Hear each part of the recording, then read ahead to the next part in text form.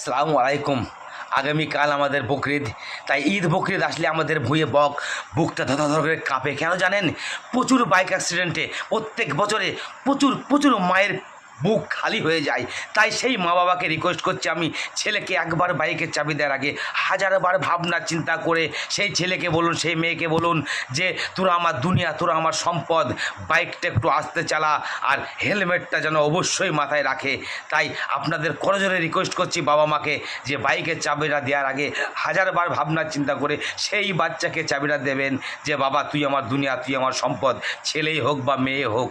Please আপনাদের request করছি, আমার বাচ্চার বয়সে হোক, আমার ছোটোখাটো ভাইয়ের বয়সে হোক, আমি তোমাদেরকেও আমি করজোরে রিকোয়েস্ট করছি ভাই, জীবনের মূল্য অনেক, একবার চলে গেলে জীবনে আর ফিরিয়ে পাবে না।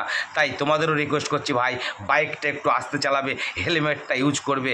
আর ইনশাল্লাহ আগামীকাল আমাদের প্রচুর পশু জবাই হবে, তা সেই পশুর চামড়া, মাংস, হাড্ডি এখানে ফেলবেন না।